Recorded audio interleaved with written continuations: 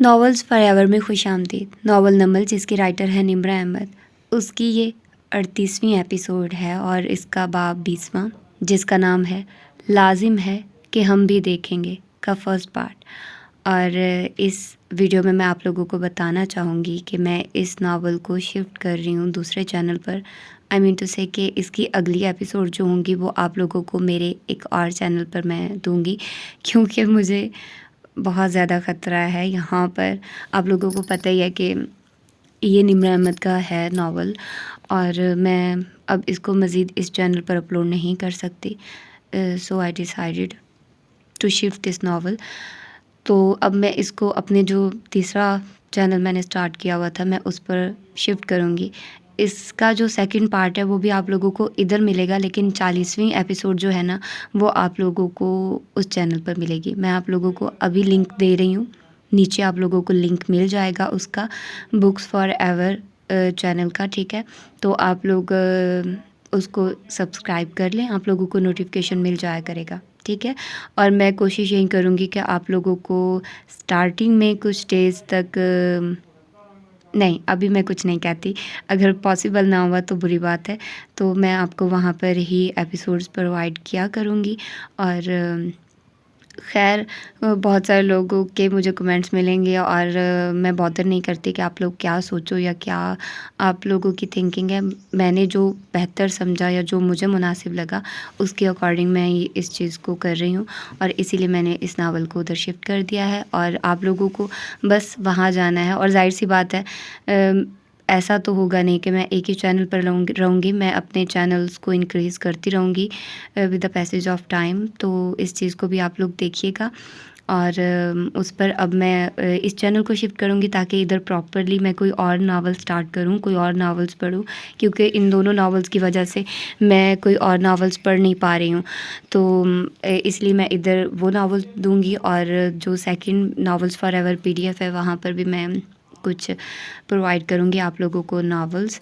ہو سکتا ہے میری وائس میں ہو یا ہو سکتا ہے کسی اور کی وائس میں ہو، ابھی میں نے کچھ اس کے بارے میں سوچا نہیں ہے، لیکن خیر دیکھتے ہیں کیا ہوتا ہے۔ تو آئیے جلدی سے اس باب کے فرسٹ پارٹ کو سٹارٹ کرتے ہیں، اور یقیناً آپ لوگوں کو اس ایپیسوڈ کا انتظار ہوگا کیونکہ گیپ آ گیا ہے۔ میں گھر گئی ہوئی تھی، مطلب گھر آئی ہوئی ہوں، اور یہاں پر ریکارڈنگ کرنا میرے لیے انتہائی مشکل کام ہے، مطلب بہت زیادہ مشکل ہے۔ مجھے کونوں قدروں میں جا کر کہنا پڑتا ہے، مطلب کہ میں ریکارڈنگ کر رہی ہوں، مجھے کرنے دیجیے۔ تو تھوڑا سا یہ ہوتا ہے کہ ظاہر سی بات ہے سب لوگ ڈسٹرب ہوتے ہیں، اور میں سب سے زیادہ ڈسٹرب ہوتی ہوں، کیونکہ مجھے ہوتا ہے کہ آپ لوگوں کو کوئی بیک گراؤنڈ نوائز یا کوئی بیک گراؤنڈ وائس سنائی نہ دے۔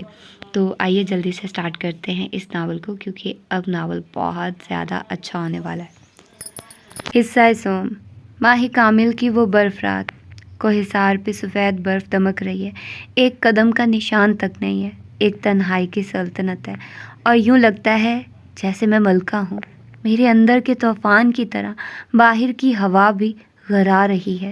میں اپنے شر کو اندر نہیں دبا سکی، خدا جانتا ہے میں نے کتنی کوشش کی کہ ان کو معلوم نہ ہونے دوں، وہ اچھی لڑکی بن جاؤں جو مجھے بننا تھا، چھپا لوں، محسوس نہ کروں، ان کو پتہ نہ چل جائے، مگر خیر اب جان گئے سب، سو جانے دو، جانے دو، اب نہیں دبا سکتی اس کو اندر، جانے دو، جانے دو، مڑ جاؤ اور دروازہ پٹخ دو۔ لوگ کیا کہیں گے مجھے پرواہ نہیں، طوفان کو برپا ہونے دو، ٹھنڈ سے مجھے فرق پڑا کبھی نہیں۔ عجیب بات ہے کہ کیسے ذرا سے فاصلے سے چیزیں چھوٹی دکھائی دینے لگتی ہیں، اور وہ خوف جو کبھی مجھے گھیرے رہتا تھا اب مجھے چھو بھی نہیں پا رہا۔ اب یہ دیکھنے کا وقت ہے کہ میں کیا کر سکتی ہوں۔ اب اپنی حدود کو آزمانا ہے اور توڑنا ہے، نہ کوئی صحیح، نہ کوئی غلط، نہ کوئی اصول میرے لیے۔ میں ہوں آزاد، جانے دو، جانے دو، تم اب مجھے کبھی روتے ہوئے نہیں دیکھو گے۔ یہاں کھڑی ہوں میں، اور یہی رہوں گی میں۔ طوفان کو برپا ہونے دو۔ کسی برف شار کی طرح ایک خیال دل میں جم سا جاتا ہے، میں کبھی واپس نہیں جاؤں گی، ماضی ماضی میں رہ گیا، جانے دو، جانے دو، اور میں اٹھوں گی تازہ صبح کی طرح، جانے دو، جانے دو، وہ پرفیکٹ گرل اب نہیں رہی، اور یہاں کھڑی ہوں میں دن کی روشنی میں۔ طوفان کو برپا ہونے دو، ٹھنڈ سے مجھے فرق پڑا کبھی نہیں۔ فصیح نے تیز قدموں سے راہداری عبور کی اور اضطراب پہ قابو پائے دروازہ کھولا تو گارڈز اور میری خاموش کھڑے نظر آ رہے تھے۔ سعدی کے کمرے کی چوکھٹ پہ خاور کھڑا فرش کو دیکھ رہا تھا جہاں بسط گارڈ لیٹا دکھائی دیتا تھا۔ اس کی آنکھیں کسی نے بند نہیں کی تھی، وہ ہنوز شوق کے عالم میں کھلی ہوئی تھی۔ ساتھ ہی زمین پہ سعدی اکڑو بیٹھا تھا، گھٹنے سینے سے لگائے، وہ شل سا سامنے خلا میں دیکھ رہا تھا، مٹھی سختی سے بند تھی۔ کیا ہوا ہے ادھر؟ فصیح خود پہ غصہ طاری کرتا گارڈز کو ہٹاتا تیزی سے اندر داخل ہوا، لاش کے قریب جوتے روکے۔ وہ کھانا لے کر اندر گیا، پھر کچھ دیر بعد سعدی نے آواز دی۔ میں آئی تو یہ دونوں اسی حالت میں تھے، یہ کچھ بتا نہیں رہا تھا تو میں نے خاور کو بلایا۔ میری جلدی جلدی کہنے لگی۔ گارڈز بھی دم بخود تھے، مرنا یا مارنا ان کی جاب ڈسکرپشن میں شامل نہ تھا۔ وہاں کسی کو بھی معلوم نہ تھا کہ ان کا ساتھی گارڈ سعدی یوسف کو قتل کرنے اندر گیا تھا، اور جس نے اسے بھیجا تھا اب وہ پنجوں کے بل لاش کے قریب بیٹھا۔ اس کی موت زہر کی وجہ سے ہوئی ہے، خاور نے خشک لہجے میں اسے مخاطب کیا، مگر فصیح نے جھک کر اس کی نبض چھوئی، گردن پہ ہاتھ رکھا، پھر احتیاط سے ہاتھ کی پشت دیکھی، وہاں موجود نشان واضح تھا۔ کہاں سے آیا زہر تمہارے پاس؟ بولو! اس نے سعدی کو جھپٹ کر کھڑا کیا۔ سعدی ابھی تک اسے نہیں دیکھ رہا تھا، اس کی نظریں سامنے دیوار پہ جمی تھی۔ فصیح نے پہلے جبرن اس کی بند مٹھی کھولی، اندر مڑی تڑی تصویر تھی، پھر اس نے اس کی تلاشی لی، جیبیں تھپ تھپائی۔ پورا کمرہ چیک کرو، ایک ایک چیز چھان مارو، زہریلا انجیکشن کہاں سے آیا؟ مجھے جواب چاہیے، اس کی بھی تلاشی لو۔ خاور کی طرف اشارہ کرتے وہ گرجا تھا۔ خاور نے ابرو پن اچکا کر ہاتھ اٹھا دیے۔ گارڈز آندھی طوفان کی طرح کمرہ کھنگالنے لگے۔ میری وہاں سے ہٹائے۔ تقریباً 1 گھنٹہ گارڈز اس کے کمرے کو چھانتے رہے، ہر شے الٹا دی، بکھرا دی، مگر زہریلی سرنج نہ ملی۔ فصیح جواہرات کو کال ملاتا وہاں سے نکل گیا۔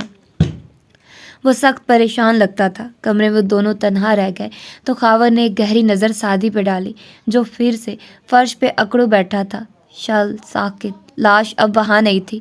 شکر کرو بروقت میری نے وہ پین چھپا دیا۔ ویسے کہاں سے آیا وہ تمہارے پاس؟ وہ نہیں سن رہا تھا، بس یک ٹک دیوار کو دیکھ رہا تھا۔ وہ تم پہ حملہ کرنے آیا، تم نے اسے مار دیا، ٹھیک کیا۔ اب ہم زیادہ دن یہاں نہیں رکیں گے، ماہ کامل کی رات قریب آ پہنچی ہے۔ اس نے اب بھی کچھ نہیں کہا۔ خاور سر جھٹک کر باہر نکلنے لگا تو وہ بولا، اس کی بھی فیملی تھی؟ دھیرے سے کہتے ہوئے اس نے مٹھی کھولی۔ یہ اس کی جیب میں تھی، اس کی بیوی کی تصویر، ساتھ میں ایک بچی بھی ہے۔ 2 لوگ تھے اس کی فیملی میں، میں نے جس کی جان لی وہ ایک باپ بھی تھا۔ وہ ایک قاتل تھا، خاور ناگواری سے بولا۔ وہ ایک انسان تھا۔ سعدی نے آنکھیں اس کی طرف موڑی تو وہ سرخ تھی مگر خشک تھی، ان میں اس وقت بہت سے جذبات تھے، دکھ، غصہ، گلٹ، بے بسی، اور ان میں اس وقت کچھ بھی نہیں تھا۔ تو پھر مبارک ہو سعدی یوسف، آج سے تم بھی ہم جیسے قاتلوں میں شامل ہو گئے ہو۔ خاور بگڑ کر کہتا باہر نکل گیا۔ سعدی نے زخمی نظروں سے اسے جاتے دیکھا تھا، اس کا دماغ ابھی تک شل تھا۔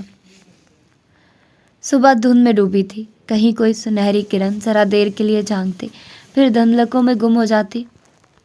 زمر نے اسٹڈی روم کا دروازہ کھولا تو لاؤنج میں معمول کی گہما گہمی نظر آئی۔ صداقت ابا کی ویل چیئر باہر لا رہا تھا، حسینہ انڈے پھینٹ رہی تھی، ندرت فریج کھولے کھڑی تھی، سیام یونیفارم میں ملبوس ناشتے کے لیے دہائی دے رہا تھا۔ ایسے میں سب نے سیاہ کوٹ میں ملبوس تیار سے زمر کو اسٹڈی سے نکلتے دیکھا تھا۔ ندرت بالکل ٹھہر گئی، ابھی کل ہی تو فارس آیا تھا، اور ابا نے بھی چونک کر اسے دیکھا۔ تم ادھر تھی؟ ندرت نے صداقت کے باہر جانے کا انتظار بامشکل کیا اور پھر پوچھے بنا نہ رہ سکی۔ وہ جو سیڑھیوں کی طرف بڑھ رہی تھی، مڑ کر بنا کسی تاثر کے ساتھ ندرت کو دیکھا۔ جی، مجھے دیر تک کیس اسٹڈی کرنا ہوتا ہے، سادگی سے کہہ کر زینے چڑھنے لگی۔ ابا کو بالخصوص نظر انداز کیا جو بالکل خاموشی سے اسے دیکھ رہے تھے، زینے عبور کرتے ہوئے اسے اپنی پشت پہ سب کی حتیٰ کہ حسینہ تک کی نظریں محسوس ہو رہی تھی۔ ابھی وہ اوپر پہنچی ہی تھی کہ فارس اور اس کے سابقہ کمرے کا دروازہ کھلا اور وہ باہر نکلا، جینز پہ پوری آستین کا سفید سویٹر پہنے۔ وہ تازہ دم لگ رہا تھا، اسے دیکھ کر مسکرایا۔ السلام علیکم، ایسے مسکرا کر بولا کہ وہ نہ چاہتے ہوئے بھی مسکرا دی، نگاہیں اب تک پشت پہ گڑی محسوس ہو رہی تھی۔ وعلیکم السلام، میرے جانے کے بعد کتنے خوش لگ رہے ہو۔ وہ ہلکا سا ہنسا اور نفی میں سر ہلایا، پھر اس کی تیاری دیکھ کر استفار کیا۔ کورٹ جا رہی ہو؟ کیوں؟ تمہارے کیس کی وجہ سے جتنے لوگوں کے کیسز میں نے لٹکائے ہیں نا، ان کو بھی تو دیکھنا ہے۔ اور ہاں، میری فیس نہیں ادا کی تم نے۔ فارس نے گہری سانس لی۔ میری دوسری جاب بھی جا چکی ہے، نئی ملتے ہی ادا کر دوں گا، کچھ دن کی مہلت دے دیجیے۔ زمر نے بامشکل مسکراہٹ دبائی۔ صرف کچھ دن، تنبیہ کی، اور پھر حنا کے کمرے کی طرف بڑھ گئی۔ فارس نیچے اتر آیا۔ ندرت ان کو نارمل دیکھ کر واپس کاموں میں لگ گئی، مگر ابا بالکل خاموشی سے کچھ سوچتے رہے۔ اس نے حنا کے کمرے کا دروازہ کھولا تو وہ بیڈ پہ کمبل لیے ٹیک لگائے بیٹھی تھی، الجھے بال، سوتی صورت، بالکل چپ سی ہوئی، گھٹنوں پہ جمے لیپ ٹاپ کو دیکھ رہی تھی۔ سمر بیڈ کے کنارے آ بیٹھی۔ سو ہماری اتنے مہینوں کی محنت ضائع ہو گئی، وہ فلیش بیکار ہے۔ وہ غیر معمولی چپ تھی۔ ہمیں فارس کو بتا دینا چاہیے، پچھلے 3-4 ماہ فارس کی وجہ سے ہم کچھ نہیں کر سکتے تھے، مگر اب ہمیں شادی کے لیے فوراً کچھ کرنا ہے۔ ہمیں وہ فلیش چاہیے۔ حنا، کیا دیکھ رہی ہو؟ شیرو کا ان باکس۔ وہ رات علیسا سے بات کرتا رہا تھا، یاد ہے؟ اس کو ایک دفعہ ایک لڑکی نے پٹوایا تھا، ہارون عبید کی بیٹی آبدار عبید، مگر علیسا اسے بتا رہی ہے کہ اسے ہاشم نے پٹوایا تھا۔ وہ سارا قصہ سنا رہی تھی، پتھرائی ہوئی نظریں اب بھی اسکرین پہ جمی تھی۔ زمر اس کے ساتھ آ بیٹھی اور غور سے ساری گفتگو پڑھنے لگی۔ حنین نے شروع کا پورشن چھپا دیا تھا، اب زمر کو کیا بتائے؟ کون ہے یہ آبدار عبید؟ حنا نے گوگل کر کے نتیجہ اس کے سامنے رکھا۔ وہ کسی سیمینار میں اپنے والد کے ہمراہ کھڑی تھی، سرخ سکارف لیے، گرے آنکھوں والی خوبصورت لڑکی جو سفید پینٹ اور بھورے کوٹ میں ملبوس تھی، کسی باہر کے ملک کی تصویر تھی۔ یہ تو، وہ کہتے کہتے چپ ہو گئی، اب حنین کو کیا بتائے؟ نیچے آئے تو فارس، ندرت اور اسامہ کچن میں گول میز کے گرد ناشتہ کر رہے تھے۔ سیم بولے جا رہا تھا اور فارس مسکرا کر سن رہا تھا۔ ایسے میں ابا لاؤنج کے دوسرے کنارے بیٹھے تھے، چپ، بالکل چپ۔ زمر نے اپنا کپ لیا اور ان کے ساتھ آ بیٹھی۔ ہم ٹھیک ہیں، آپ نے دیکھ تو لیا ہے؟ قدرے بے نیازی سے شانے اچکا کر کپ لبوں سے لگا لیا۔ ابا نے انہی سنجیدہ خاموش نظروں سے زمر کو دیکھا۔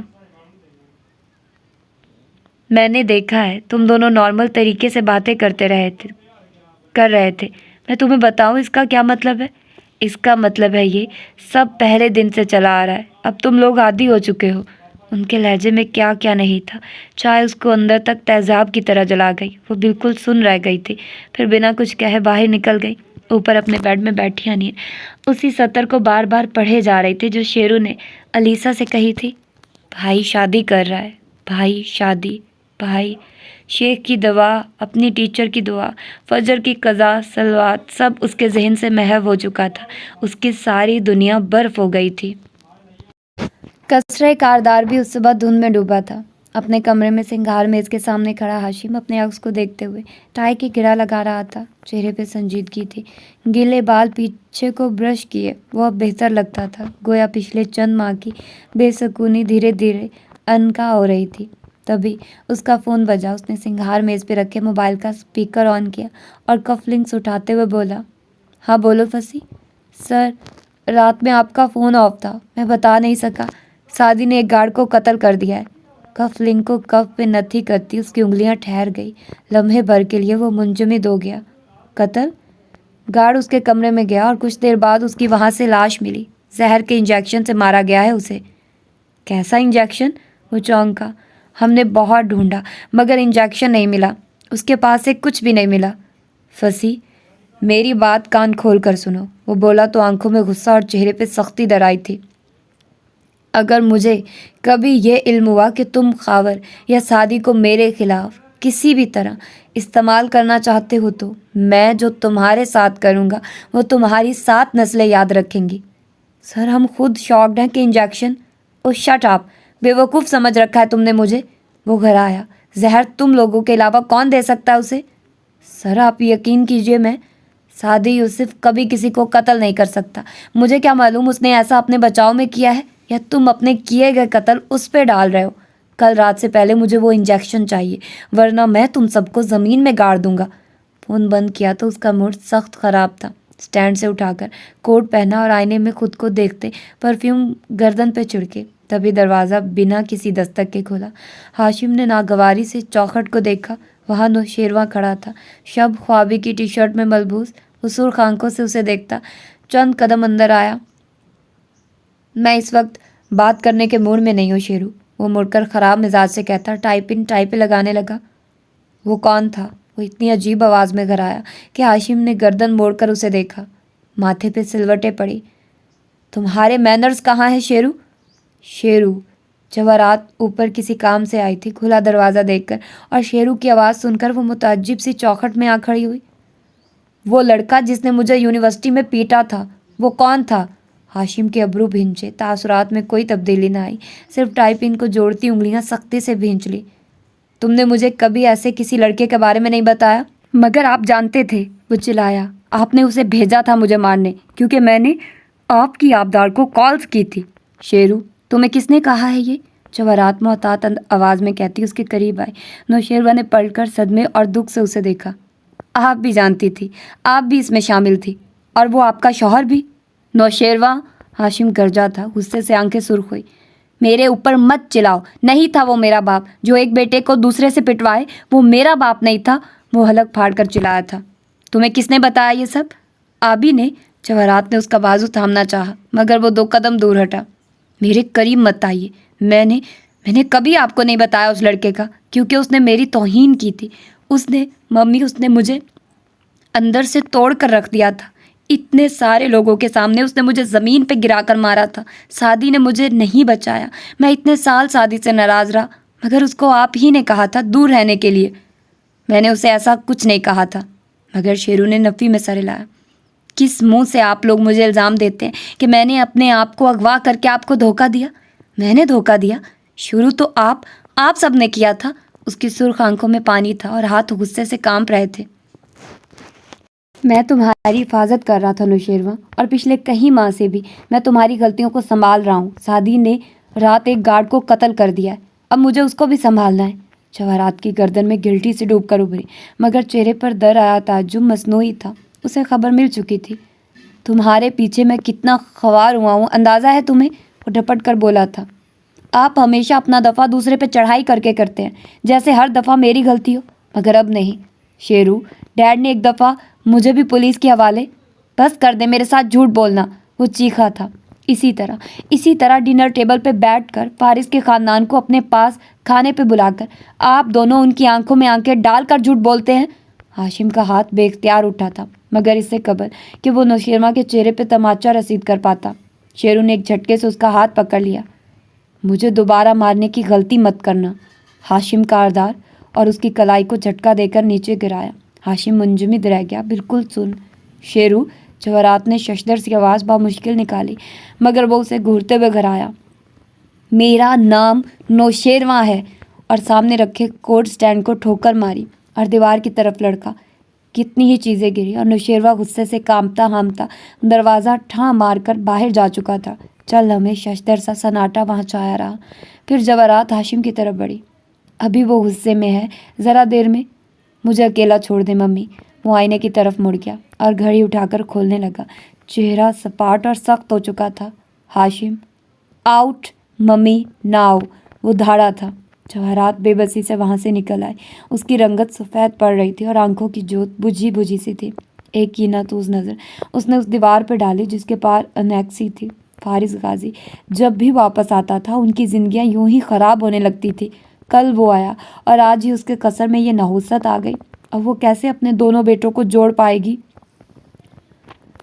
वो जो पहचान मेरे इखलास की थी छीन कर ले गए अहबाब। वो चेहरा मेरा, वो कागज़ सामने फैलाए बेतुजी से उन्हें देख रहा था। सामने बंद कुरान मजीद रखा था।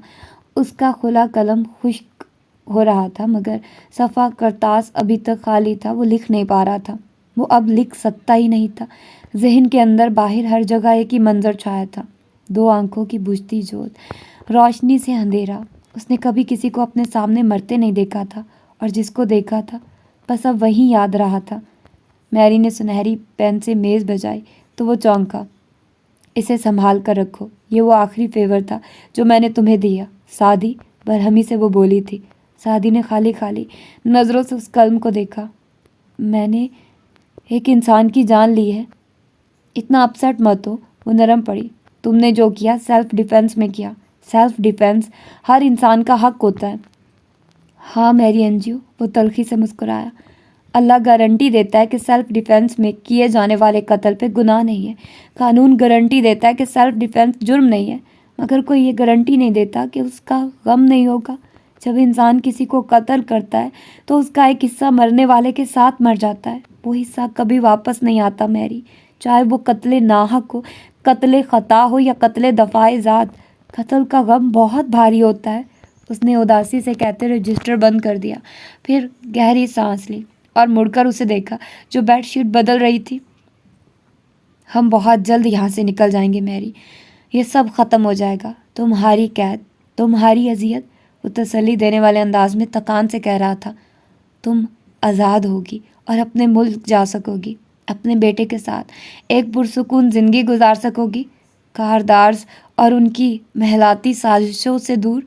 تم اپنی چھوٹی سی دنیا میں واپس چلی جاؤ گی۔ چھوٹی سی دنیا کی بات کس نے کہی؟ اس کے الفاظ پہ سادی جو واپس پلٹنے لگا تھا، چونک کر دوبارہ سے اسے دیکھنے لگا۔ سوری، میری نے چادر جھٹکی اور گھوم کر رخ اس کی طرف موڑا۔ تمہیں کس نے کہا کہ مجھے میری چھوٹی دنیا واپس چاہیے؟ چھوٹی دنیا میں تو میں پہلے بھی تھی۔ جانتے ہو فلپائن کیسا ہے؟ میرا سارا ملک کیسا ہے؟ لکڑی کے بنے چھوٹے چھوٹے گھر کیسے ہوتے ہیں؟ سارا دن ساری رات کتوں کی طرح کام کرو، تب بھی 2 وقت کی روٹی جتنے پیسے نہیں بن پاتے۔ جانتے ہو جب سیلاب آتا ہے وہاں تو کیسے گھر تنکوں کی طرح بہتے ہیں؟ جانتے ہو کتنا مشکل ہوتا ہے اپنے ملک کو چھوڑنا اور غیر ملک میں نوکری کے لیے جانا؟ مگر ہم فلپائن کی عورتیں جاتی ہیں تمہارے ملکوں میں، کیونکہ بادشاہوں کے غلام خود بہت سو کے بادشاہ ہوتے ہیں۔ کس نے کہا تم سے کہ مجھے اپنی چھوٹی سی دنیا، پرسکون زندگی اور بے فکر ضمیر واپس چاہیے؟ مجھے اپنی جاب واپس چاہیے تھی سعدی یوسف، مجھے اپنا مقام واپس چاہیے تھا۔ میں اس محل کی ملکہ تھی، وہاں میرا حکم چلتا تھا، میری اتھارٹی تھی۔ فلپائن کی بھوک اور غربت، خوف اور ظلم میں اپنے بچوں کو بڑا کرتے میں نے ایک خواب دیکھا تھا، پیسے کا، اونچے محل کا۔ میں تمہارا ساتھ اس لیے دیتی رہی کیونکہ تم نے مجھے میری پوزیشن واپس دلانے کی امید دلائی تھی۔ تمہارے ساتھ بھاگنے کا مطلب ہے میں تا عمر مفرور رہوں گی۔ بول بول کر وہ ہانپنے لگی تھی، چہرہ لال بھبوکا ہو رہا تھا اور آنکھوں میں پانی تھا۔ سعدی انہیں اداس نظروں سے اسے دیکھے گیا۔ ہم جمعرات کی رات یہاں سے بھاگ رہے ہیں، خاور میرے کمرے میں آئے گا اور ہم مل کر گارڈز پہ حملہ کریں گے۔ اگر تم نے چلنا ہو تو بتانا۔ سنجیدہ، نپا تولا لہجہ اور 2 ٹوک انداز تھا اس کا۔ میری عجیب سی کیفیات میں گھری اس کو دیکھتی رہی، پھر دروازہ زور سے بند کر کے باہر نکل گئی۔ وہ فیصلہ کر چکی تھی، مجھے جو بھی دشمن جا ملا وہیں پختہ کار جفا ملا۔ نہ کسی کی ضرب غلط پڑی، نہ کسی کا تیر خطا ہوا۔ وہ گھر آئی تو انیکسی کی طرف جاتے مسز جواہرات کے کمرے کے پچھلے برآمدے پہ نظر پڑی۔ جواہرات وہاں اسی سرخ سکارف والی لڑکی کے ساتھ بیٹھی تھی۔ زمر نے خاموش نظر اس پہ ڈالی اور اپنے برآمدے کی سیڑھیاں چڑھنے لگی۔ دروازہ کھولا تو حنین کھڑکی کا پردہ ہٹا کر تیکھی نظروں سے باہر جھانک رہی تھی۔ زمر اس کے ساتھ آ کھڑی ہوئی۔ یہ فارس سے ملنے کورٹ آئی تھی۔ فارس نے کہا یہ اس کی گرل فرینڈ ہے۔ حنین نے ابرو بھنچے خفگی سے باہر بیٹھی لڑکی کو دیکھا۔ I don't like her. Me too. زمر کے لبوں سے نکلا۔ Me three. اسامہ پیچھے سے آ کھڑا ہوا تھا، وہ دونوں پلٹی۔ تمہیں کیا مسئلہ ہے اس سے؟ مجھے ایسی خوبصورت لڑکی نہیں پسند جو قد اور عمر میں مجھ سے بڑی ہو، چہک کر کہتا اندر بھاگ گیا۔ زمر اور حنین نے ایک دوسرے کو دیکھا۔ ابھی خبر لیتی ہوں میں اس کی، ہنا دان پیستی اس کے پیچھے لپکی تھی۔ زمر مسکرا دی۔ سعدی، وہ کچھ سعدی کی طرح ہوتا جا رہا تھا، سبزہ اظہار کے اس طرف۔ برآمدے میں بیٹھی آبدار نے چائے کا کپ لبوں سے لگا کر ہٹایا اور سوچتے ہوئے پوچھنے لگی، یہ کون تھی؟ یہ اورنگزیب کے بھانجے فارس کی بیوی ہے۔ آبی کے دل کو کچھ ہوا مگر سنبھل کر بیٹھی رہی۔ دیکھنے میں بس ٹھیک ہے، فارس زیادہ اچھا ہے۔ ہمارے گھر آیا تھا تو میں نے دیکھا تھا۔ پسند کی شادی تھی کیا؟ سرسری سا پوچھا۔ جواہرات نے ہنس کر سر جھٹکا۔ میرج آف کنوینئنس، کاغذی شادی ہے، طلاق ہونے والی ہے، چند دن کا کھیل ہے۔ آبی سن رہ گئی مگر پھر بظاہر بہت سنبھلتے انداز میں پوچھا، کیا واقعی؟ وہ لڑکی اس سے نفرت کرتی ہے، انتقام کے لیے شادی کی تھی، آئے دن جھگڑے ہوتے ہیں۔ اب بھی اس کا کیس اس لیے لڑ رہی تھی تاکہ اس کو پھنسا سکے، مگر یہ راز ہے۔ آخر میں رازداری سے آواز ہلکی کی اور ہنس پڑی۔ اوہ، اس کا مطلب ہے کہ یہ شادی ختم ہونے والی ہے؟ آبدار کی آنکھوں میں خوشگوار سی حیرت چمکنے لگی تھی۔ بالکل۔ اچھا، تو تم کہہ رہی تھی کہ شیرو سے تمہاری کوئی بات نہیں ہوئی اس حوالے سے؟ جواہرات وہ بات کوریدنے لگی جس کے لیے اس نے آبی کو بلایا تھا، اور آبی مسکراتے ہوئے بظاہر سن رہی تھی، مگر اس کا دماغ کہیں اور تھا، شاید دل بھی۔ شادی کر لو آبی، آخر میں جواہرات نے کہا تھا۔ اس نے مسکرا کر کپ رکھا اور نرمی سے کہنے لگی، شادی زندگی کا سب سے بڑا جوا ہوتا ہے آنٹی، وہی لگانا چاہیے جہاں دل مانتا ہو۔ تو دل کہاں مانتا ہے تمہارا؟ دل؟ وہ پھر مسکرائی۔ اس مسکراہٹ میں خلوص بھی تھا، سادگی اور معصومیت بھی۔ بس کوئی ایسا ہو جو نڈر ہو، بہادر ہو، جس کو عاملِ تنظیم کو ہپنوٹائز کرنا آتا ہو، جس کے لیے میں بڑے سے بڑا خطرہ لینے کو تیار ہو جاؤں، بدلے میں صرف ایک کپ چائے کے لیے، جس کا ایک فکرہ دوسروں کی تقریروں پہ بھاری ہو۔ وہ بولے تو سب سنیں، وہ خاموش ہو جائے تو اس کی خاموشی بھی بولے۔ پھر ذرا مزید سنبھل کر بولی، اور جس دن ایسا کوئی مل گیا تو اس پہ لگا ان اویلیبل کا ٹیگ بھی اویلیبل میں بدل دوں گی۔ جواہرات کو اس کی باتوں نے چونکایا تھا۔ وہ ایسی باتیں کیا کرتی تھی۔ پھر وہ اٹھ گئی تو جواہرات بھی اندر چلی گئی، ادھر پودوں سے ہاتھ گزارتی، مدھم آواز میں خود سے باتیں کرتی۔ ایرانی لڑکی دور جا رہی تھی، سردی سے اس کی ناک سرخ پڑ رہی تھی، مگر سرمئی آنکھوں میں بے پناہ خوشی بھری چمک تھی۔ تبھی وہ رکی۔ سامنے فارس کار سے نکل رہا تھا۔ وہ اسے دیکھ کر مسکرائی۔ وہ نہیں مسکرایا، وہ محتاط تھا۔ ہیلو۔ وہ اس کے قریب آ رکی۔ فارس نے سر کے خم سے جواب دیا۔ دوپہر کا وقت تھا، انیکسی اور کثر کے ہر کھڑکی سے یہ منظر صاف دکھائی دیتا تھا۔ آپ کے اوپر میرا ایک ادھار ہے۔ چائے؟ اس نے یک لفظی استفسار کیا۔ جی ہاں، مسٹر اینڈ مسز فارس غازی میرے اور بابا کے ساتھ چائے پئیں گے۔ وقت اور جگہ میں ٹیکسٹ کر دوں گی۔ آپ کے پاس میرا نمبر ہے؟ فارس کار لاک کرتے ہوئے بولا۔ آپ کے پاس میرا ہے نا؟ مجھے ٹیکسٹ کریں گے تو میں محفوظ کر لوں گی۔ وہ مسکرائی تھی۔ فارس نے کار لاک کرتے سر کو خم دیا۔ ایک بری خبر بھی تھی۔ وہ ذرا ٹھہری۔ اس نے آپ کا بھیجا تحفہ استعمال کر لیا ہے۔ کل رات ایک گارڈ اپنی جان سے گیا ہے۔ اوکے، پھر جلد ملاقات ہوتی ہے چائے پہ۔ وہ ساتھ سے نکل کر چلی گئی۔ لاؤنج کی کھڑکی سے دیکھتی جواہرات نے بس سرسری ملاقات کو الیگ سلیگ سے زیادہ کچھ نہ سمجھا، اور زمر نے ناک سکڑ کر پردہ واپس گرا دیا۔ مگر ایک وہیں تھا جو چابی کی ہول میں لگائے وہیں ٹھہر گیا تھا، منجمد، شل، ششتر، پورے جسم کو کسی نے برف کے ڈھیر میں ڈال دیا تھا۔ سفید پڑتے چہرے کے ساتھ اس نے بدقت کار لاک کی اور پھر قدم اٹھاتا، بھاری قدم اٹھاتا، انیکسی کی طرف بڑھنے لگا۔ شادی، قتل، اس کا پورا جسم سنسنا اٹھا تھا۔ تجھ پہ کھل جاتی مری روح کی تنہائی بھی، میری آنکھوں میں کبھی جھانک کے دیکھا ہوتا۔ تقریباً 6.25 برس قبل وہ واقعہ ہوا تھا، جب اس نے اپنی زندگی کی ترجیحات طے کر رکھی تھی، اور اس لحاظ سے زمر کی یونیورسٹی چھوڑنے کے سال بعد اس نے ندرت سے کہا تھا کہ وہ زمر کے لیے رشتہ بھیج دے۔ ان 2 سالوں میں متعدد بار اس کے ذہن میں یہ وہم آیا کہ کہیں اس کے والدین اس کی کہیں اور شادی نہ کر دیں، مگر اتنا تو وہ جان گیا تھا کہ وہ جلے دودھ کے برے تجربے کے بعد یوں ہی کسی کو بھی اپنی بیٹی نہ دے دیتے۔ غور کرنے میں یا ہاں کرنے میں بھی مہینے لگا لیتے، اور اس کی لا علمی میں یہ سب ہو جائے، یہ ناممکن تھا۔ اسے خبر مل ہی جانی تھی۔ ندرت اس کی دلچسپی کا سن کر پہلے خوش ہوئی، پھر خاموش۔ وہ ان کی آنکھیں پڑھ سکتا تھا۔ وہ متحمل تھی۔ اتنے برسوں کے ناخوشگوار تعلقات کے بعد ان کو اپنی ساتھ سے امید نہیں تھی کہ وہ ان کے بھائی کو اپنی بیٹی کا ہاتھ تھما دے گی۔ خود فارس کو اگر اپنے بارے میں کوئی خوش فہمی نہ تھی تو کوئی احساس کمتری بھی نہ تھا۔ گو کہ اس نے ہمیشہ زمر کی عزت کی، احترام کیا، اسے خود سے برتر سمجھا، مگر اس نے کبھی خود کو کمتر نہیں سمجھا تھا۔ جس سادہ زندگی کی خواہش اسے تھی، اس میں ان پیچیدگیوں کی جگہ نہیں تھی۔ رشتہ بھجوانے کے چند روز بعد وہ آفس میں تھا جب حنین کا فون آیا۔ اس نے بتایا کہ زمر اسے ملنا چاہتی ہے، کوئی بات کہنا چاہتی ہے۔ وہ یوں ہی ایک بلاوے پہ چلے جانے کے حق میں نہیں تھا، مگر اسے انکار کرنا بھی اچھا نہیں لگا۔ وہ حنا کے گھر آ گیا۔ اسے امید تھی کہ زمر اس کے رشتے کے حوالے سے بات کرنا چاہے گی۔ اپنے دو ٹوک انداز میں سمجھداری کے ساتھ ترجیحات اور توقعات واضح کرے گی، مگر ایسا نہیں ہوا۔ وہ اس پرپوزل سے انجان لگ رہی تھی، وہ تو اپنی ناک میں پہنی اس لونگ سے بھی انجان لگتی تھی۔ کچھ روز قبل وہ ایک جیولر کے پاس کسی تفتیش کے سلسلے میں گیا تو اسے شو کیس میں سجی یہ ڈائمنڈ نوز پن اتنی خوبصورت لگی کہ وہ لیے بغیر نہ رہ سکا۔ بھیجتے وقت اپنا نام اس لیے نہیں لکھا کہ کسی اور کے ہاتھ لگ گئی تو تماشا نہ بن جائے۔ اس کو وہ پہنے دیکھ کر دل میں خوشگوار احساس اترا، وہاں مایوسی بھی ہوئی۔ وہ اس کی لکھائی نہیں پہچان سکی تھی، 1 سال پڑھا تھا وہ اس سے، کبھی تو نوٹ کی ہوگی اس نے فارس کی لکھائی، وہ تو فوراً پہچان لیتا اگر وہ نوٹ نہیں کر سکی۔ اور پھر جب وہ اپنے مدعے پہ آئی، اس کے سامنے صوفے پہ بیٹھے وہ اپنا مسئلہ بتانے لگی تو فارس غازی کے دل میں مزید مایوسی اتر گئی۔ وہ کسی ملزم کے بھائی کی ہراسمنٹ کی وجہ سے پریشان تھی۔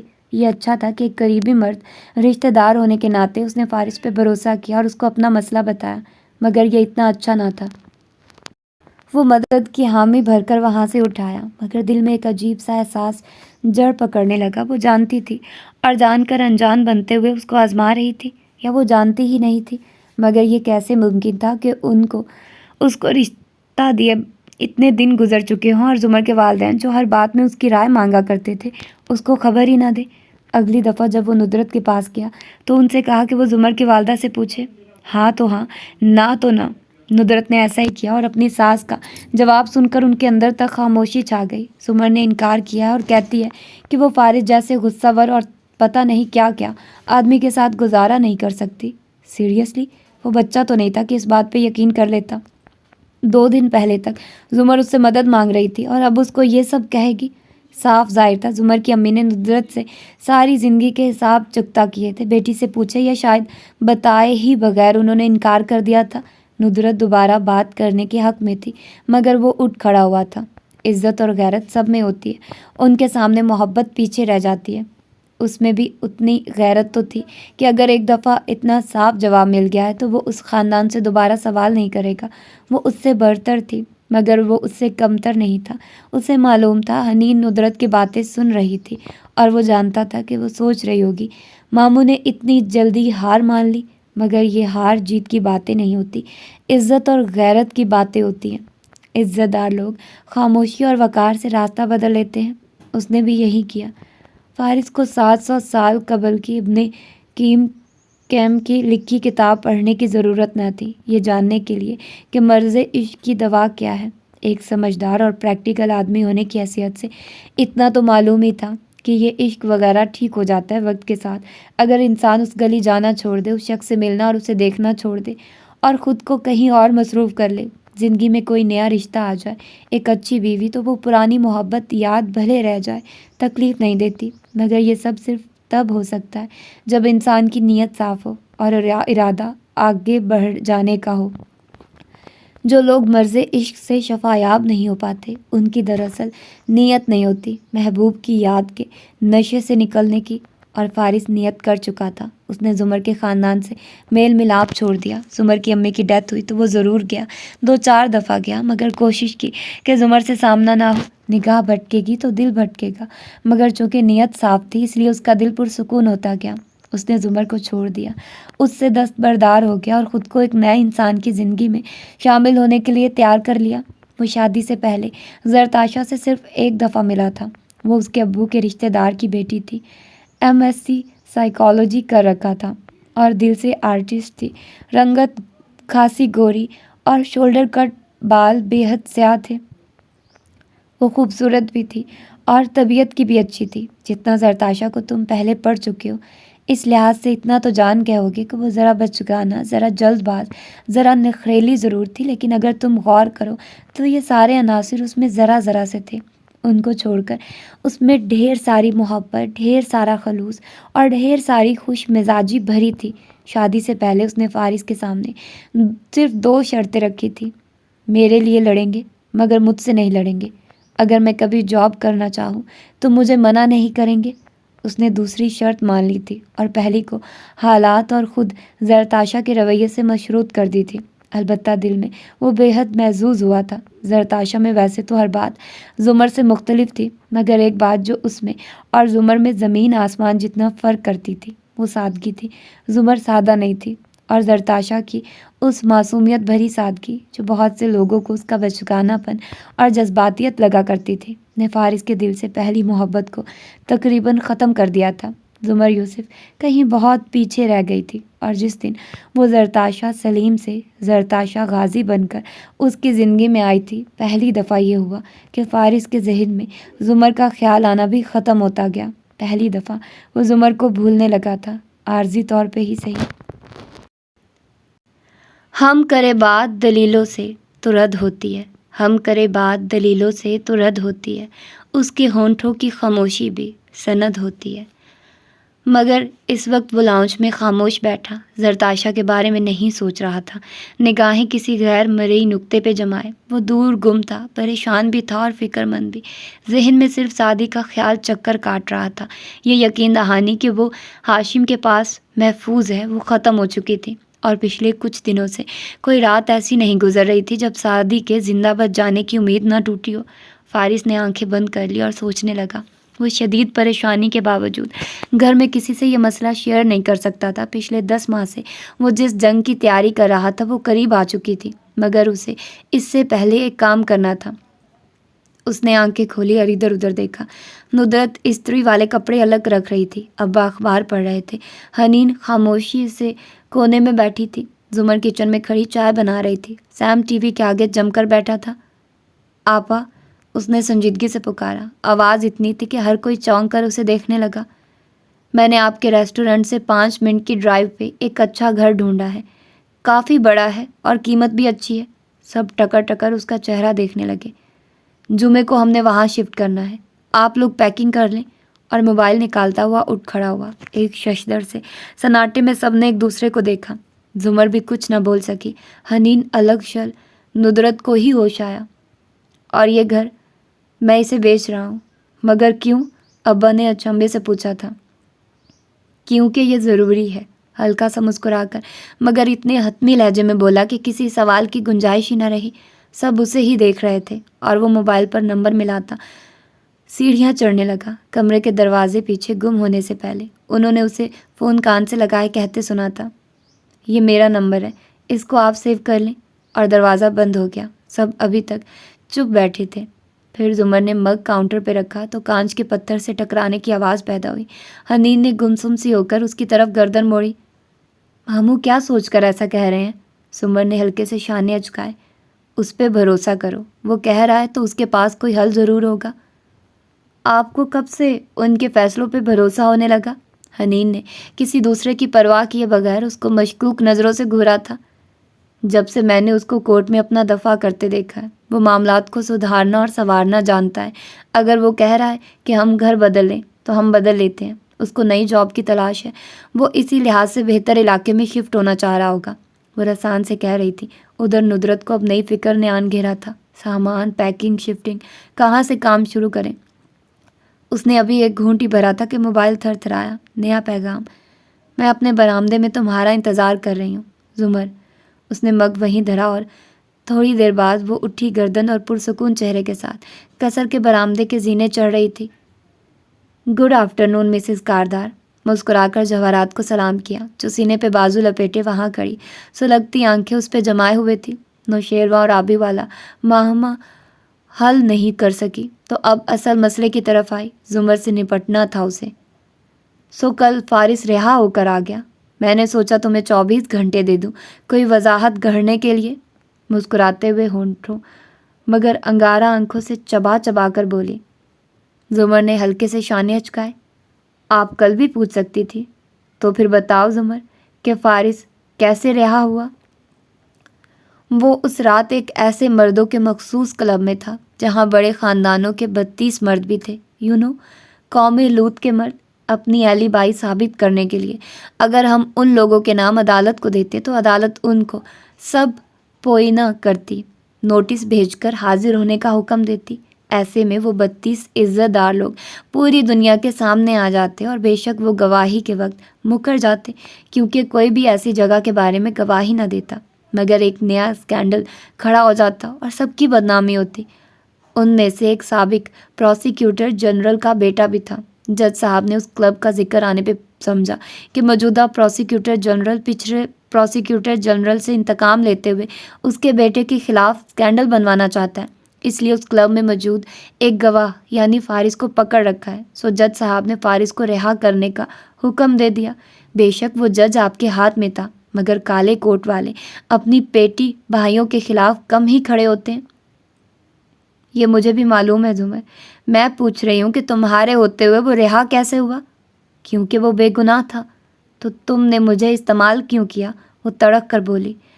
आप कोई चीज़ नहीं है जिसको मैं इस्तेमाल कर सकूं। मुझे कुछ अरसा कबल तक उसकी बेगुनाही का इल्म नहीं था। जब हुआ तो मैंने उसके केस को दुरुस्त सिमत में चलाया। इंसान को गम और खुशी दोनों में हक बात कहनी चाहिए। वो पुरसुकून थी। How sweet.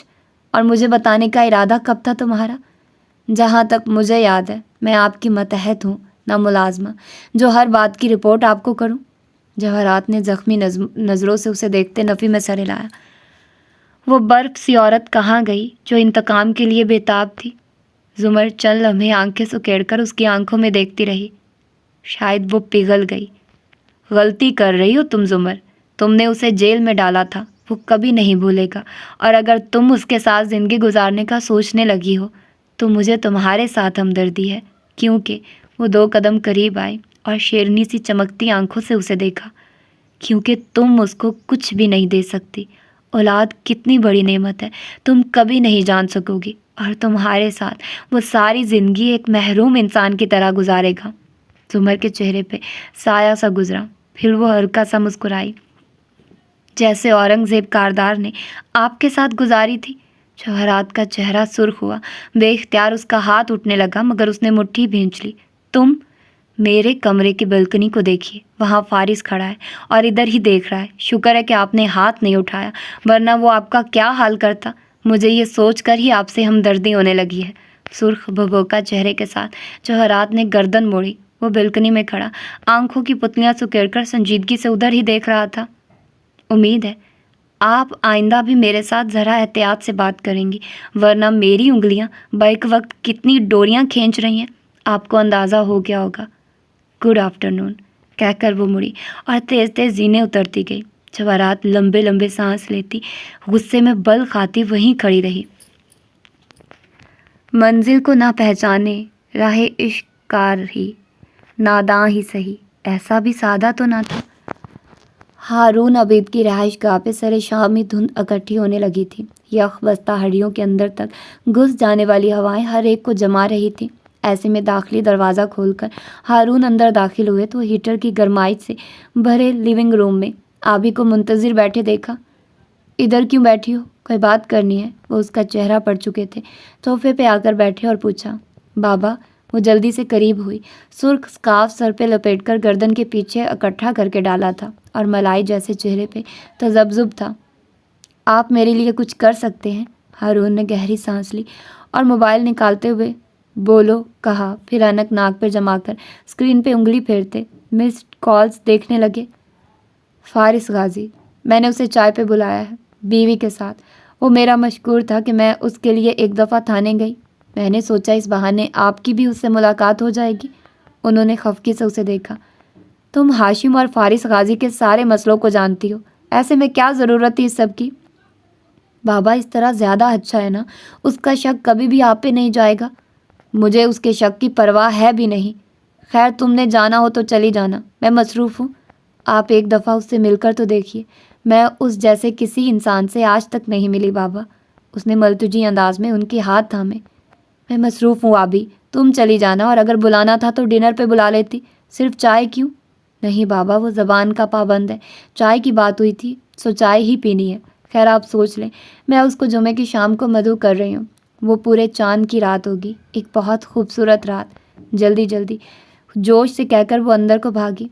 आज उसके पास तवज्जो बढ़ जाने के शिकवे थे, न वक्त की कमी की शिकायतें। आज वो खुश लगती थी, मासूम और पुरजोश। हारून ने बहुत गौर और अचंभे से उसे अंदर को भागते देखा था। कोई हम नफ्स नहीं है, कोई राजदां नहीं है, फ़कत एक दिल था अब तक, सो वो मेहरबान नहीं है। जवाहरात जब लाउंज में वापस आई तो गुस्से से कांप रही थी। सीधी ऊपर हाशिम के कमरे में आई। वो स्टडी टेबल पे कोहनियाँ रखे बैठा। गर्दन तिरछी किए कुछ लिख रहा था। रीडिंग ग्लासेस लगा रखे थे और मसरूफ़ लगता था। उस 2 टके की लड़की ने मेरी इतनी बेइज्जती की कि देख चुका हूँ। मेरी बालकनी से आपका पिछला बरामदा नज़र आता है। वो गर्दन को जुम्बिश दिए बगैर लिखता रहा। जवाहरात जलकर कोयला हो गई। और तुम बैठे देखते रहे। वो मुझे फारिस के नाम से धमका रही थी और तुम, वो गुस्से से लर्ज रही थी। आपको उसे कन्फ्रंट नहीं करना चाहिए था। हमने कभी फारिस से दुश्मनी जाहिर नहीं की। यूँ वो हम पे शक करेगी और मैं ये नहीं चाहता। मेरा दिल चाह रहा है मैं उसको शूट कर दूं और तुम कहते हो कि इनफ मम्मी। उसने उकताकर गर्दन मोड़ी और बेजारी से लाल भभूका चेहरे वाली माँ को देखा। हम मज़ीद कोई कत्ल नहीं करने लगे। अब मूव ऑन करने का वक्त है। 2 दफ़ा जेल जाकर उसे भी सबक मिल चुका है और मैं भी अब अपनी ज़िंदगी को एक मस्बत रुख देना चाहता हूँ। और मुड़कर वापस लिखने लगा। जवाहरात अब के चौंकी, फिर करीब आई। क्या कर रहे हो तुम? गुस्सा कम हुआ, तशवीश सी डर आई। हाशिम के कंधे के पीछे से झांका तो वो चेक बुक पे चेक साइन कर रहा था। जुमे को हमने श्रीलंका में होना है, पराहरा के लिए। मैंने उससे पहले एक कैंसर अस्पताल के नाम कुछ चेक्स लिख रहा हूँ और कुछ औरंगज़ेब कारदार के मदरसे के लिए। वो चेक लिख लिख कर अलग कर रहा था। जवाहरात की आंखें ताज्जुब और बेयकीनी से फैली। एकदम से इतना सब कुछ करने की क्या ज़रूरत है? मुझे ये करके खुशी मिल रही है मम्मी। जब आपने मुझे लोगों को कत्ल करने से नहीं रोका तो उनको बचाने से भी ना रोकिए। वो बिल्कुल माँ की तरफ से बेनियाज था। अगर तुम्हें लगता है कि तुम ये करके एक बड़े फिलैंथ्रोपिस्ट बन रहे हो तो मेरे नज़दीक ये गिल्टी कॉन्शियस के सिवा कुछ नहीं है। वो तिलमिला गई थी। पहले नौशेरवा और अब हाशिम। हाशिम ने नागवारी से कुछ कहने के लिए नज़रें उठाई कि उसका मोबाइल थरथराने लगा। बात करवाओ। वो उसी बेनियाजी से फ़ोन सुनने लगा। हाँ मैरी, बोलो। जवाहरात जो कल्स कर जाने लगी थी बेइख्तियार ठहर गई। फिर उसे इशारा किया। हाशिम ने स्पीकर ऑन करके फ़ोन सामने कर दिया। हज़ारों मील दूर किचन का दरवाज़ा बंद किए खड़ी मेहरी एनजीओ आहिस्ता आहिस्ता से फ़ोन में कह रही थी। जुमेरात की रात को भागने का प्लान कर रहे हैं सादी और खावर। वो मिलकर गार्ड्स पे हमला करेंगे और उनको यरमगाल बनाकर वहाँ से भागेंगे। आपने मुझे नहीं बताया कि हम श्रीलंका में, मगर मैं आपको ये सब बता रही हूँ। उसने मुझे भी चलने की पेशकश की, मगर मैं नहीं भागूंगी। हाशिम और जवाहरात ने एक दूसरे को देखा। फिर हाशिम मुस्कुराया। तुम्हें क्या चाहिए मैरी, बताओ। मुझे सिर्फ अपनी जॉब वापस चाहिए, एतमाद और भरोसे के साथ। जवाहरात ने मोबाइल हाशिम के हाथ से लिया और जब उसमें बोली तो चेहरे पर ढेरों इत्मीनान था। तुमने मेरा एतमाद कमा लिया है मैरी। चंद दिन में हम तुम्हें वापस ले आएंगे। ज़रा ठहरी। जहर के इंजेक्शन का कुछ मालूम हो सका है? नहीं मिसेस कारदार, इस बारे में मैं कुछ नहीं जानती। और मैरी एनजीओ जितनी मजबूर और मुस्तरिब सही, वो ये बात उनको नहीं बता सकती थी। मगर जवाहरात मुतमईन हो चुकी थी, सो उसे शाबाशी देकर फ़ोन हाशिम को थमा दिया। तुम खामोशी से उन पे नज़र रखो मैरी, बाकी मैं संभाल लूँगा। कहते हुए वो उठ खड़ा हुआ। जवाहरात चौंकी। किधर? हारून अबीद से 2 टोक बात करने, वो सख्ती से बोला था। जवाहरात का आर्जी इत्मीनान अनका होने लगा, मगर फिर जी कड़ा करके बोली, श्योर, हम साथ जाएंगे। मैं तैयार हो लूँ। और बाहर निकल गई। उसका जहन तेज़ी से जमा तफरीक करने लगा था। कुछ ना कहने से भी छिन जाता है एजाज़े सखन, जुल्म सहने से भी जालिम की मदद होती है। जवाहरात के पास से आने के बाद से जुमर नुदरत के कमरे में खिड़की के पास कुर्सी डाले चुपचाप बैठी थी। जो कह आई वो तो जवाहरात ने सुन लिया, मगर जो खुद उसने सहा वो अलग दास्तान हुई। हना उसके साथ नीचे कारपेट पे बैठ गई और लैपटॉप गोद में रखे उसी फ्लैश को लगाए। फिर से कोशिश करने लगी। गाहे बगाहे नज़र उठाकर उसको भी देख लेती। आप अपसेट हैं? पता नहीं। वो बेजार थी, बैठी लब काटती रही। कोई मसला है तो फारिस गाजी साथ वाले कमरे में है, उनके पास यकीनन हल मौजूद होगा। Shut up. खफकी से रुख में मोड़ लिया। हना मुस्कुराहट दबाए स्क्रीन को देखने लगी। अच्छा सुनिए। थोड़ी देर बाद उसने पुकारा। ये वही फ्लैश है जो भाई ने सोनिया की बर्थडे नाइट पे चुराई थी, यानी कि इसमें हाशिम। अब नाम लेते हुए भी अजीब महसूस होता था कि कंप्यूटर का डाटा कॉपी था, मगर वो डाटा अब उसके अंदर क्यों नहीं है? इसकी जगह भाई ने उसके अंदर फ्रोज़न क्यों डाल रखी है? अगर डाटा अंदर नहीं है तो ये वो फ्लैश नहीं है, और अगर ये वो फ्लैश नहीं है तो खावर के स्टाइल की इनक्रप्शन क्यों? उफ। मगर जुमर उठ खड़ी हुई थी। खिड़की का पर्दा ज़रा सा सरका कर वो दूर नीचे देख रही थी। حنین بھی پیچھے کو گھومی۔ وہاں جواہرات اور ہاشم زینے اتر کر سبزہ زار پہ کھڑی کار کی طرف بڑھتے دکھائی دے رہے تھے۔ حنان نے فوراً رخ موڑ لیا۔ وہ دونوں کہیں جانے کے لیے تیار لگتے تھے۔ دوسری طرف سے نوشیروان آتا دکھائی دیا۔ ہاشم اسے نظر انداز کر کے آگے بڑھ گیا، جبکہ جواہرات اسے بے بسی سے دیکھ کر ہاشم کے ساتھ ہو لی۔ زمر کی آنکھیں چھوٹی ہوئی۔ جب علیسا نے نوشیروان کو بتایا کہ ہاشم نے اسے پٹوایا تھا تو اس نے آگے کیا کہا؟ کچھ نہیں۔ تب سے علیسا کو میسج نہیں کیا اس نے۔ لوزر کے دل پہ بہت زور سے لگی ہے۔ وہ ہلکا سا ہنسی، اندر کچھ ٹوٹا تھا۔ وہ گفتگو صرف شیرو کے دل پہ تو زور سے نہیں لگی تھی، مگر پھر ہر خیال ذہن سے جھٹک کر زمر کو دیکھا۔ آپ اتنی زرد کیوں لگ رہی ہیں؟ مجھے کیوں لگتا ہے کہ دن بدن آپ کی صحت بگڑ رہی ہے؟ کوئی وہم سا تھا اسے۔ زمر سنجیدگی سے اس کے ساتھ کرسی کھینچ کر بیٹھی۔ اسے کسی کو تو بتانا تھا، مگر حسب توقع اگلے 10 منٹ اس کو شاکڈ اور پریشان سی انا کو یہ تسلی دینے میں لگے کہ وہ ٹھیک ہو جائے گی، اور یہ کہ فارس نے ڈونر ڈھونڈ لیا ہے۔ کون ہے ڈونر؟ ہنا نے بےتابی سے پوچھا۔ اس نے نہیں بتایا۔ مجھے ڈونیٹ کرنے والے لوگ جانے کیوں خفیہ رہنا پسند کرتے ہیں۔ شانے اچکا کر رہ گئی۔ ہنا ایک دم چونکی۔ کیا پتا ماموں خود؟ زمر، اوہ پلیز فضول باتیں نہ کرو۔ وہ بیزار ہوئی، مگر ہنا سارا غم بھول کر ایک دم پرجوش ہو گئی تھی۔ ہو سکتا ہے وہ خود ڈونر ہو، وہ آپ کو بہت پسند کرتے ہیں۔ ناممکن، وہ ایسا نہیں کر سکتا۔ زمر نے ناک سے مکھی اڑائی تھی۔ کیوں نہیں کر سکتے؟ وہ بہت اچھے ہیں اور ان کا دل اتنا بڑا ہے کہ اس کا بلڈ گروپ اے پازیٹیو ہے، میں او نیگیٹیو ہوں۔ وہ مجھے کبھی ڈونیٹ نہیں کر سکتا حنین۔ اس نے بڑے رسان سے حنین کی بڑھتی جذباتیت کو روکا۔ وہ ایک دم جھاگ کی طرح بیٹھ گئی۔ اوہ، زمر اٹھ کھڑی ہوئی۔ میں آتی ہوں۔ اور ہنا کو ایک دفعہ پھر زمر کی صحت کی فکر ہونے لگی، لیکن وہ ظاہر کرتی تو زمر اسے بتانے پہ پچھتاتی، سو چپ بیٹھی رہی۔ زمر ہاشم کے کمرے کی پچھلی سیڑھیاں چڑھتی اوپر آئی تو جانتی تھی کہ ہاشم اور جواہرات گھر سے جا چکے ہیں۔ اسے اپنی پشت پہ بالکنی میں کھڑے فارس کی نگاہیں محسوس ہو رہی تھی، مگر نظر انداز کیے رہی۔ اس نے نوشیروان کے کمرے کا دروازہ کھٹکھٹایا۔ خلاف توقع وہ فوراً کھل گیا۔ اسے چوکھٹ میں استادہ دیکھ کر شیرو کے ابرو اٹھے۔ ڈیے، ہیلو، مجھے کچھ کام کرنا ہے۔ اپنی نوٹ بک اور فائلز دکھائی۔ ہاشم کی لائبریری سے PLD دیکھ سکتی ہوں؟ شور۔ وہ پہلے اسے اسٹڈی کا راستہ بتانے لگا، پھر خود ہی باہر آیا اور ہاشم کے کمرے کے اس طرف اسٹڈی کی گلاس وال سلائڈ کی۔ سامنے ریکس اور میزیں نظر آ رہی تھی۔ زمر اندر آئی، میز پہ اپنی چیزیں رکھی اور سامنے ریک سے سیاہ جلد والی کتابیں دیکھنے لگی۔ مجھے صرف 15 منٹ لگیں گے، تم یہیں بیٹھ جاؤ۔ اسے جاتے دیکھ کر مصروف انداز میں پکارا۔ وہ ٹھٹک کر رکا۔ آپ کر لیں آرام سے، یہ PLDS ہے، قیمتی کتابیں ہیں، کل کو کوئی آگے پیچھے ہوئی تو میرا نام نہ آئے، اسی لیے کہہ رہی ہوں۔ آپ کا نام کیوں آئے گا؟ چند ماہ پہلے ہمیں روک کر تلاشی لینی چاہی تھی خاور نے کسی نیکلس کے لیے۔ وہ 2 کتابیں لائی اور کرسی کھینچتے ہوئے اسے یاد دلایا۔ اوہ یس، ہم تو ہے ہی برے لوگ۔ شیرو نے کندھے جھٹکے، بیٹھا نہیں کھڑا رہا، پھر مروتاً پوچھا، آپ کو کچھ چاہیے؟ اوہ تھینک یو۔ کیا تم مجھے ان تمام سالوں کے کیسز اس کتاب میں سے ڈھونڈ دو گے؟ یہ لو۔ ایک کتاب اس کے سامنے دھری۔ وہ مصروف نظر آ رہی تھی۔ میرا مطلب تھا چائے یا کافی؟ زمر قلم ہونٹوں میں دبائے نفی میں سر ہلا کر پڑھنے لگی۔ وہ گہری سانس لے کر کرسی کھینچ کر بیٹھا، کتاب کھولی اور مطلوبہ کیسز کی لسٹ دیکھی۔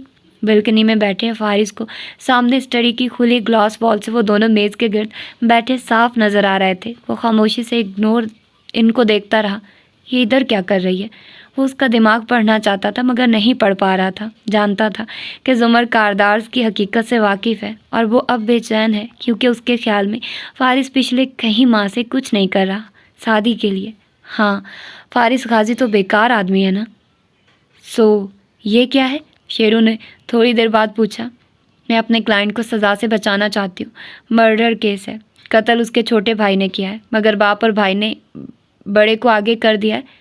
ایک فائل اسی مصروف انداز میں شیرو کے سامنے ڈالی۔ اس نے اچنبھے سے زمر کو دیکھا۔ مگر وہ بھائی نہ کردہ جرم کا اعتراف کیوں کر رہا ہے؟ کیونکہ اس کے باپ اور بھائی کا اس پہ بہت زور چلتا ہے۔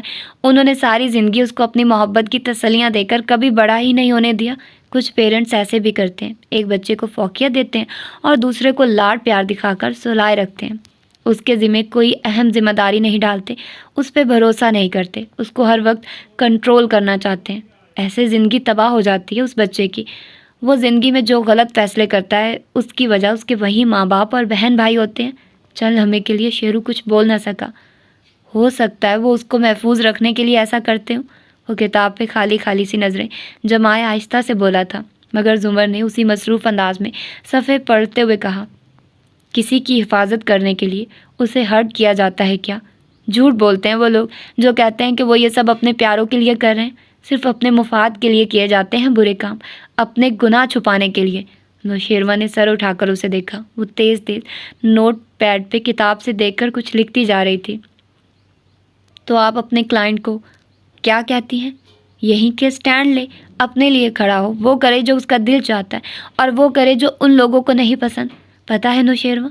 سر اٹھا کر اس کو دیکھا اور سادگی سے بولی، تم نے کہا تم برے لوگ ہو، میں تمہیں بتاؤں، اب تو ہم بھی اچھے لوگ نہیں رہے، میں بھی وہ نہیں رہی، کیونکہ میں نے یہ سیکھا ہے کہ ٹیڑھے لوگوں کے ساتھ ٹیڑھے راستے اپنانے پڑتے ہیں، خیر اور شر کی درمیانی لکیر کو دھندلا کرنا پڑتا ہے۔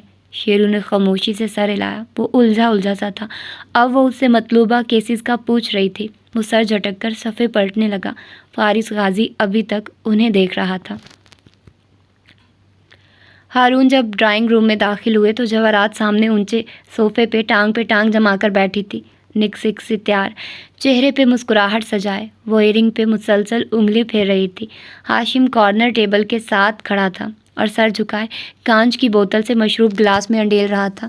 ان کی آہٹ پا کر اس نے سر اٹھایا اور مسکرا کر ہارون کو دیکھا، شام بخیر، اور واپس گلاس میں مایا انڈیلنے لگا۔ بنا اطلاع کے 2 کاردارز کی آمد انسان کی شام کو بخیر نہیں رہنے دیتی۔ مسکرا کر وہ ایک بازو صوفے کی پشت پہ پھیلا کر سامنے بیٹھے۔ یہ محض لفاظی ہے ہارون، ورنہ تم سچ میں کاردارز کو ہلکا لے رہے ہو۔ وہ ہارون پہ نظریں گویا گاڑے نخوت سے بولی تھی، ہماری ایسی مجال کہاں؟ کہو ہاشم، تم یقیناً اپنے مہمان کے متعلق بات کرنے آئے ہو۔ انہوں نے اطمینان سے اسے دیکھا۔ وہ 2 گلاس اٹھائے چلتا ہوا آیا اور پھر کوٹ کا بٹن کھولتے سامنے بیٹھ کر ٹانگ پہ ٹانگ جمائی۔ میں اپنے مہمان کے بارے میں بات کرنے نہیں آیا، میں تمہارے گارڈ کے بارے میں بات کرنے آیا ہوں۔ جواہرات کسی پلاسکٹ کی گڑیا کی طرح مسکراتے ہوئے ہارون پہ نظریں جمائے ہوئے تھی، البتہ انگلی مسلسل ایئرنگ پہ پھیر رہی تھی۔ میں نے جانچ پڑتال کی ہے، گارڈ سے سادی کی پہلے بھی لگتی تھی۔ اس رات دونوں کا جھگڑا ہو گیا اور سادی نے اس کو زہر دے دیا۔ زہر اس کے پاس کیسے آیا، میں معلوم کرنے کی کوشش کر رہا ہوں۔ میں نے بھی جانچ پڑتال کی ہے ہارون، اور چونکہ میں اندھا نہیں ہوں اس لیے دیکھ سکتا ہوں کہ جو گارڈ مرا ہے وہ دوپہر کی ڈیوٹی والا تھا۔ مجھے ایک گارڈ کی شکل حفظ ہے، ان کا بایو ڈیٹا ازبر ہے۔ دوپہر کی ڈیوٹی والا گارڈ رات کو ادھر کیا کر رہا تھا؟ یہ ایک معمہ ہے، اور اس معمے کے بارے میں 2 ممکنہ باتیں ہو سکتی ہیں۔ وہ بہت سکون سے کہہ رہا تھا۔ ہارون لب بھینچے سنجیدگی سے اسے سن رہے تھے۔ یا تو تم نہیں جانتے کہ اس کے ساتھ کیا ہوا، کیسے ہوا۔ اگر ایسا ہے تو بے فکر ہو جاؤ، کیونکہ میں نے اپنے آدمی لگا دیے ہیں اور وہ اس معاملے کی خال اور بال تک پہنچ جائیں گے، اور میں تمہیں بروقت اطلاع کر دوں گا کہ تمہارے لوگوں میں کتنی کالی بھیڑیں ہیں۔ دوسری بات یہ ہو سکتی ہے کہ تم ہر بات سے واقف ہو، تم نے ہی میرے مہمان کو مارنے کی کوشش کی ہے، اور اگر ایسا ہے تو تمہیں فکر کرنے کی ضرورت ہے، کیونکہ جس دن مجھے یہ علم ہوا کہ تم جانتے تھے اور تم نے مجھے دھوکہ دیا ہے، تو اس دن میں تمہارے ہر معاملے کو سنبھال لوں گا۔ ایک لفظ پہ زور دیا۔ ایک دوست کے گھر جا کر اس کو دھمکانا بالکل بھی مہذب نہیں ہے ہاشم۔ اوہ نہیں، اس نے مسکرا کر ناک سے مکھی اڑائی۔ میں دھمکانے تو نہیں آیا، میں تو اطلاع دینے آیا تھا۔ ہارون بھی چونکے اور جواہرات نے بھی بے اختیار گردن موڑ کر ہاشم کو دیکھا۔ کیسی اطلاع؟ میں اپنے قیدیوں کو شفٹ کر رہا ہوں، تمہارا سیف ہاؤس اب مجھے نہیں چاہیے، وہ وہاں غیر محفوظ ہیں۔ اگر تمہیں مجھ پہ اتنا بھی اعتبار نہیں تھا تو تمہیں ان کو میرے پاس رکھنا ہی نہیں چاہیے تھا، وہ بھی ٹھنڈے لہجے میں بولا۔ ہم اعتبار کی آواز سے ایک ساتھ کبھی بھی نہیں تھے، مفاد کی وجہ سے تھے۔ جس دن وہ ختم ہوا میں تمہیں پہچانوں گا بھی نہیں۔ کوٹ کا بٹن بند کرتا وہ اٹھ کھڑا ہوا۔ میں جمعے کو کولمبو میں ہوں گا، اپنی نگرانی میں اپنے قیدیوں کو وہاں سے لے جاؤں گا۔ تم بھول جاؤ کہ میں نے کبھی ان کو تمہارے حوالے کیا بھی تھا۔ ہاشم درست کہہ رہا ہے، وہ بھی اس کے ساتھ اٹھتے ہوئے بولی۔ اس کا ذہن تیزی سے لکیریں ملانے لگا تھا۔ ہم اپنے قیدی لے جا رہے ہیں کیونکہ تم ان کی حفاظت نہیں کر سکے۔ تم اپنے عملے کی کالی بھیڑیں تلاش کرو ہارون، یا ہم خود تلاش کر کے تمہیں آگاہ کر دیں گے۔ اور ہارون نے ہلکا سا مسکرا کر ان دونوں ماں بیٹوں کو دیکھا جو مضبوطی سے ایک دوسرے کے ساتھ کھڑے تھے۔ جواہرات کی آنکھوں میں صاف "میں تمہاری ناکامی کو کور کر رہی ہوں ہارون" والے تاثرات پنہاں تھے۔ ہارون ہلکا سا سر جھٹک کر اٹھے۔ تم مجھ سے پہلے سارے جواب تلاش کر لو گے ہاشم، میں انتظار کروں گا۔ وہ دونوں دروازے کی طرف بڑھے تو ہارون نے جھک کر گلاس اٹھاتے ہوئے کہا، افسوس کہ تم جمعے کو یہاں نہیں ہوگے۔ فارس غازی کی فیملی کو میں نے چائے پہ مدعو کیا ہے، میں بھی تو دیکھوں کون ہے یہ فارس غازی۔ مصروف سے انداز میں کہہ کر انہوں نے گلاس لبوں سے لگایا۔ وہ جو اتنی دیر ٹھنڈے مسکراتے چہرے کے ساتھ بیٹھا رہا تھا، اس حلق کو کڑوا کر دینے والے ذکر پہ ابرو تن گئے۔ جواہرات بھی چونکی تھی، مگر ابھی کچھ پوچھنا بیکار تھا۔ وہ تیز تیز باہر نکل گئے۔ نیا گھر کسی نے بھی نہیں دیکھا تھا، نہ فارس نے دکھانے کی پیشکش کی تھی۔ وہ بس یہی کہہ جا رہا تھا کہ جمعے کو ہم نے شفٹ ہونا ہے۔ انیکسی گویا بکھری پڑی تھی، ہر طرف گتے، کارٹن، بیگز، سامان کے ڈھیر۔ ندرت، حنین، حسینہ، زمر سب کاموں میں لگے تھے۔ حنین نے پیکنگ سے پہلے اپنے دوست گوگل بھائی جان سے چپکے سے بات کر لی تھی اور اب بڑے ہی سیانے انداز میں لاؤنج کے فرش پہ بیٹھی گتے کے کارٹن کو ڈکٹ ٹیپ سے بند کرتی کہہ رہی تھی، حسینہ نازک کراکری کو بیڈ شیٹس میں لپیٹ کر کارٹن میں رکھو، کپس کو دوسرے صاف جرابوں میں لپیٹو، ایک تیر سے دو شکار، اور ایک جیسی چیزیں ایک ساتھ رکھو۔ ہر کارٹن کے اوپر اس کا ٹیگ لگا ہونا چاہیے کہ اس میں کیا ہے۔ اور سنو، یہ ٹیگ ہم نے کارٹن کے اوپری طرف نہیں لگانے، سائڈ پہ لگانے ہیں۔ وہ کیوں حنین باجی؟ کیونکہ جب شفٹنگ ہوتی ہے تو کارٹن ایک دوسرے کے اوپر رکھ کے ڈھیر لگا دیا جاتا ہے۔ اب ٹیگ پڑھنے کے لیے ہم کارٹن ہٹا ہٹا کر دیکھیں گے کیا؟ اس لیے سائڈ پہ ٹیگ لگا ہو تو ہم آسانی سے پڑھ لیں گے اور صرف وہیں کارٹن نکالیں گے۔ اور حسینہ واقعی اس سے متاثر ہو رہی تھی۔ حنا کا خبر نامہ بھی جاری تھا۔ ہر شخص اپنا ایک چھوٹا بیگ بنائے گا جس میں اس کا ٹوتھ برش، تولیہ، ایک جوڑا وغیرہ ہوں گے۔ وہاں جا کر اتنے تھکے ہوں گے ہم کہ کہاں پورا سامان کھول کر چیزیں ڈھونڈیں گے۔ سو پہلے دن رات کا الگ سامان سب کے پاس ہونا چاہیے، وہ اونچی آواز میں کہہ رہی تھی۔ ندرت برتن پیک کرتے ہوئے بار بار اسے ایک گھوری سے نوازتی اور طنز کرتی، شکر ہے تمہیں بھی کچھ پتہ چل گیا ہے۔ یہ الگ بات ہے کہ اندر سے وہ بہت خوش تھی، لیکن ابھی ماؤں کی وہ قسم پیدا نہیں ہوئی جو غیر شادی شدہ بیٹیوں کی تعریف ہر وقت ان کے منہ پہ کرے۔ اور حنین نے پہلی دفعہ محسوس کیا تھا کہ اسے اس گھر کو چھوڑنے کا غم ہاشم کی ہمسائیگی چھوڑنے سے زیادہ تھا۔ اتنا دل لگا کر اس گھر کو صاف کیا تھا، اب چھوڑ دیں؟ ماموں بھی نہ، ایک شکوہ کنہ نظر اوپر ڈالی جہاں سے فارس سیڑھیاں اترتا آ رہا تھا، منہ میں کچھ چباتے ہوئے۔ وہ سویٹر اور جینس میں ملبوس تیار لگ رہا تھا۔ زمر جو صوفے پہ بیٹھی ایک کارٹن پیک کر رہی تھی، نظر اٹھا کر پہلے اسے دیکھا اور پھر حسینہ کو ذرا سا اشارہ کیا، چائے؟ وہ میں اور اپنی مہمانی کے ساتھ پیوں گا، مسکرا کر کہتا باہر نکل گیا۔ زمر ذرا سا چونکی، یہ مسز کاردار کے پاس کیوں جا رہا ہے؟ شاید وہ اونچا سوچ رہی تھی، اسی لیے ساتھ ویل چیئر پہ بیٹھے بڑے ابا ہلکا سا بولے، وہ ان کے ساتھ اس گھر کو بیچنے کی ڈیل کرنے جا رہا ہے۔ زمر اور خود حنا بھی بے اختیار مڑ کر انہیں دیکھنے لگی۔ آپ کو کیسے پتا؟ تمہارے خیال میں وہ اور کس کو بیچے گا گھر؟ اور وہ مسز کاردار کے ساتھ صبح کی چائے کیوں پیے گا؟ ان کے انداز میں خفگی تھی۔ زمر خاموشی سے اٹھی اور ان کا کوٹ اور مفلر لائی۔ ٹوپی وہ اوڑے ہوئے تھی، اس نے ان کو کوٹ پہنایا، مفلر لپیٹا اور ویل چیئر باہر لے آئی۔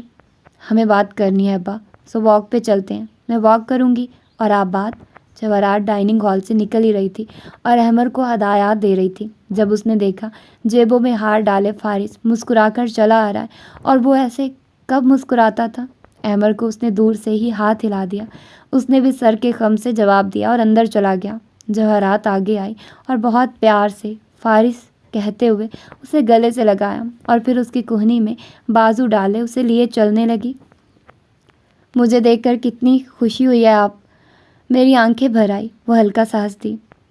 جب دونوں اس کی کھڑکی کے ساتھ ترچھی رکھی 2 کرسیوں پہ بیٹھ گئے تو جواہرات مسکرا کر مخاطب ہوئی، اگر تو تم اپنی بیوی کے بارے میں مجھ سے باز پرس کرنے آئے ہو تو میں انیکسی بیچنا چاہتا ہوں، خریدیں گی؟